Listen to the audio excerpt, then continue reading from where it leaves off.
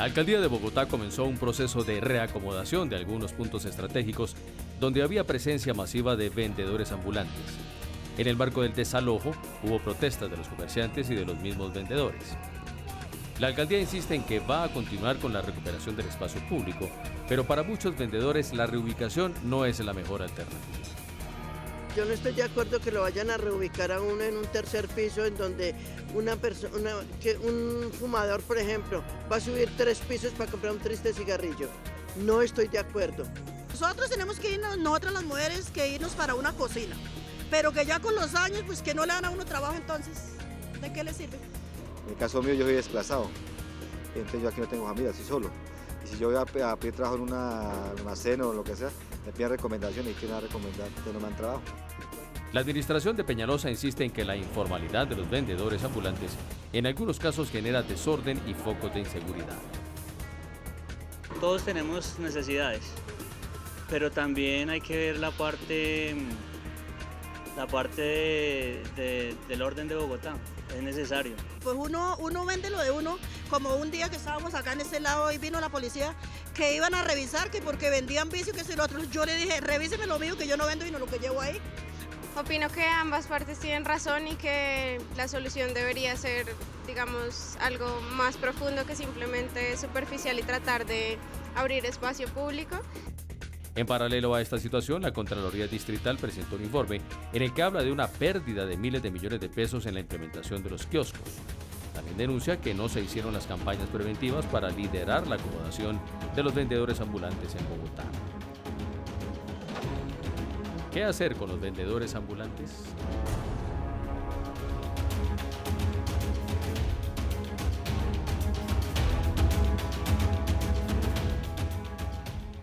Muy buenas noches, gracias a la teleaudiencia por estar en la sintonía de Semana en Vivo de Cable Noticias. Hoy tenemos un tema bien delicado, como ya se pudieron dar cuenta, y vamos a utilizar las redes sociales con el siguiente numeral: Semana Debate Informalidad. Numeral Semana Debate Informalidad para la gente que quiera opinar en nuestras cuentas. @Semana en Vivo, @Cable Noticias, y a mí me pueden escribir en mi cuenta, que es muy fácil, @JHPeláez. Tenemos 3 invitados de lujo hoy, de diferentes campos, de diferentes ámbitos, para poder entender este tema de los desalojos y de los vendedores ambulantes en la ciudad de Bogotá. Veamos, comenzando nuestro programa, los perfiles de los invitados hoy aquí a Semana en Vivo.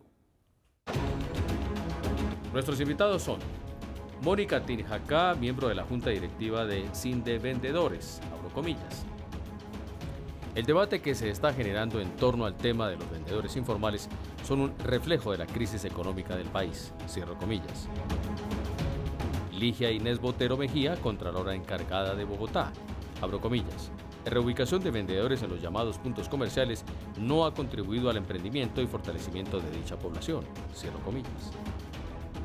César Giraldo, profesor asociado de la Universidad Nacional de Colombia, abro comillas, la política del espacio público debe tener en cuenta a los vendedores ambulantes y sus organizaciones, cierro comillas.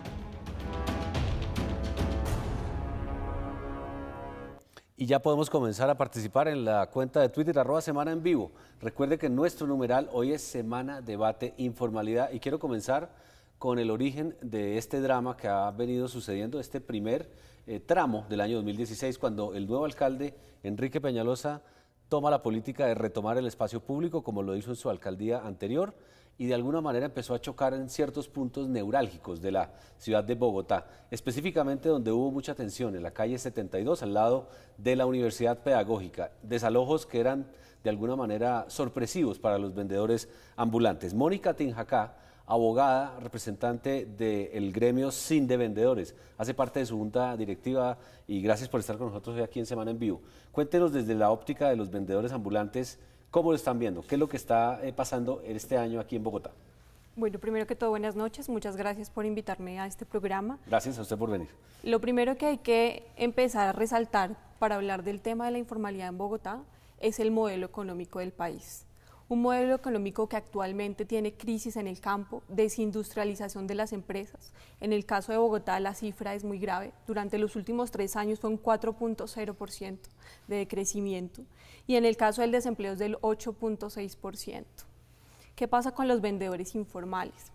Los vendedores informales se encuentran en este momento en una condición de desamparo. ¿Cuántos hay, por ejemplo?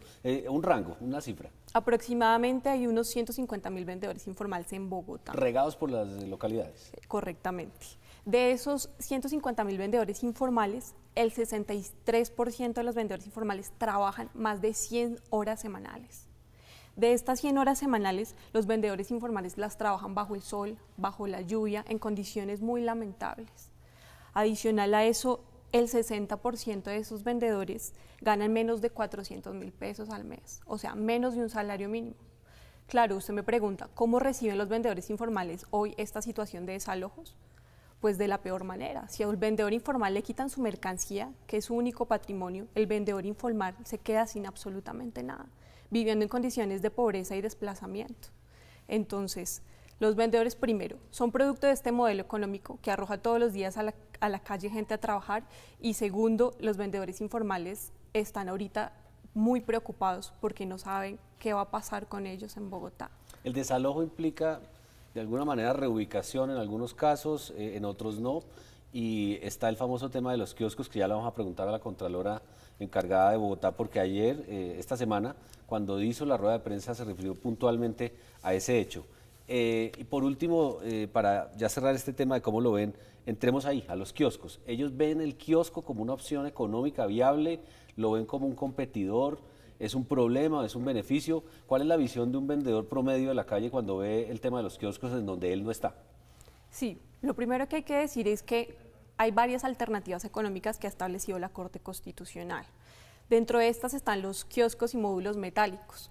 ¿Qué pasa con estos módulos metálicos? Es que muchas veces son entregados a un grupo minoritario de la población. Ni siquiera hay un censo para darle alternativas económicas a los vendedores informales. Entonces, muchas veces esos módulos o kioscos son entregados a los vendedores en sitios que no les convienen. Un vendedor informal o vendedora informal que venda chicles, que venda paquetes de papas, los reubican en unos módulos que son demasiado lejanos a puntos comerciales, pues realmente no están teniendo una alternativa económica real como le establece la Corte Constitucional. Muchas veces no les sirven los módulos económicos a los vendedores informales. O sea, no es una solución, digamos, viable económicamente para ellos. Vamos con la Contralora encargada, Ligia Inés Botero, que sorprendió a la ciudadanía esta semana con una rueda de prensa que trae por sí una cifra que a mí me parece escandalosa, más de 300.000 millones de pesos que perdió Bogotá en las anteriores administraciones por intentar hacer un cambio que no se materializó bien. Háganos, por favor, Contralora, un resumen de lo que fue esa rueda de prensa, porque creo que ahí hay una cifra que no es de despreciar. Bueno, Jorge Hernán, muchas gracias por la invitación que nos hace a este programa. Un saludo muy especial a quienes nos acompañan en la mesa y a los televidentes. Sí, primero que todo decirles que desde la Contraloría de Bogotá nosotros somos un organismo que vigila la ejecución de los recursos públicos, que vigila la gestión pública distrital, y nos corresponde constitucionalmente revisar también cómo operan las políticas públicas, cómo se cumplen las metas del plan de desarrollo. Nuestro informe pues es preocupante porque se hizo una evaluación de los últimos 12 años, es decir, 3 administraciones distritales, la administración de Lucho Garzón, la administración de Moreno y la administración del exalcalde Petro. Cuando uno mira la teoría, ¿ese dinero debió haberse invertido cómo? ¿O cuál era la idea original? Bueno, desde la perspectiva del control fiscal, nosotros somos un organismo de control técnico, lo que miramos es cómo esas inversiones, esos 338.000 millones de pesos que se invirtieron en los 12 años últimos de esa gestión, cómo realmente lograron mejorar la calidad de vida de esta población, es decir, en la política pública de fortalecimiento de la economía informal. Y pues de acuerdo a los resultados que nosotros obtenemos, vemos que prácticamente el 28% de esos recursos fueron destinados de manera directa a la solución de estos problemas. Sin embargo, el 72% de esos recursos efectivamente se fueron en costos de transacción, es decir, en contratos de prestación de servicios y en costos que realmente no solucionaban de manera directa la problemática social de la economía informal en la ciudad de Bogotá. O sea, esto es todavía más dramático porque nos dice Mónica que el vendedor ambulante promedio no encuentra la solución y la alcaldía o las alcaldías tuvieron los recursos para hacer algo de alguna manera que paliara un poco este problema, y la Contralora encargada nos dice que más del 70% de los recursos se fueron hacia otro tipo de actividades que no tenían nada que ver con el tema directo de solucionar esta problemática económica para los vendedores ambulantes. Viene la primera pausa y apenas regresemos aquí a Semana en Vivo vamos a tener ya el punto de vista teórico con el profesor de Economía de la Universidad Nacional, César Giraldo, experto en temas de política pública, que nos va a hablar un poco a nivel teórico y macro qué se puede hacer para empezar como a enderezar este camino que, como dice la Contralora, lleva 3 alcaldías desviándose. Numeral, Semana Debate Informalidad. Ya regresamos, la cuenta de Twitter es muy fácil, @Semana en Vivo, y la mía todavía más fácil, @JH Peláez.